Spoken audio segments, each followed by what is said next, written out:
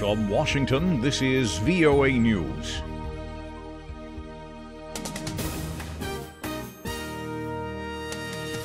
I'm Jonathan Jones reporting. President Trump said the United States is willing to go either way in response to North Korea's development of nuclear-tipped missiles. He said on Tuesday, hopefully it's going to be the proper way. The president's comments came after South Korea said Tuesday the North is willing to start talks with the United States about giving up its nuclear weapons. Heavy fighting continued unabated in the Syrian rebel enclave of eastern Ghouta, one day before the UN Security Council meets to discuss the escalating violence. The continuing violence has undercut a UN-demanded nationwide ceasefire in Syria, as well as Syria's self-declared daily humanitarian pause meant to allow civilians to leave eastern Ghouta. The ceasefire's failure prompted Britain and France to request a closed-door meeting of the Security Council on Wednesday. A Russian transport plane has crashed in Syria, killing all 39 people on board. The Russian Defense Ministry said the plane went down while trying to land at a Russian airbase in Latakia province. It said the plane hit the ground when it was about 500 meters short of the runway. The Defense Ministry says it was a technical problem and that the plane was not shut down.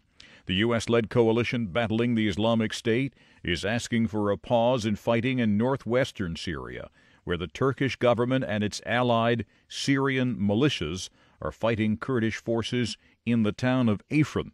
The U.S. Army Colonel Thomas Veal, a spokesperson for the coalition, told VOA, "We call on all parties to take measures to de-escalate violence and avoid endangering civilians."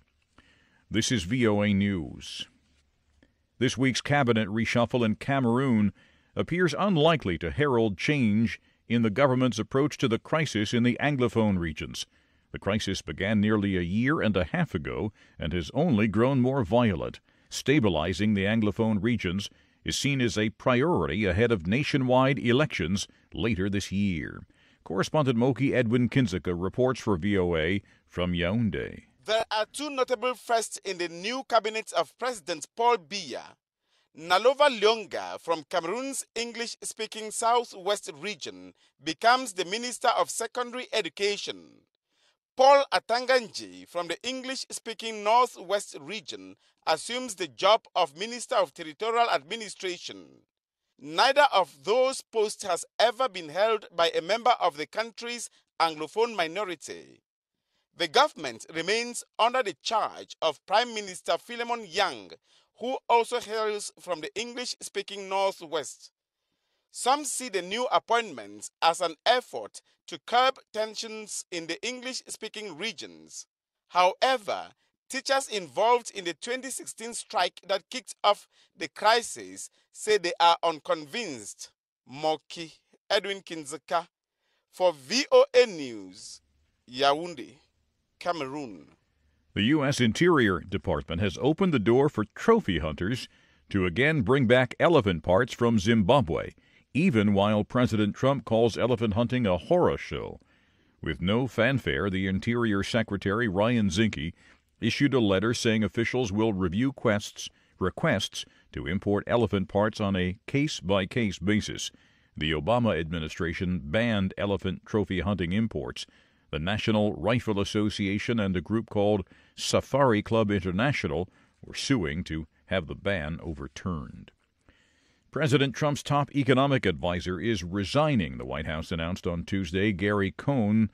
His resignation comes after President Trump's decision to impose tariffs on steel and aluminum imports, a move he strongly opposed.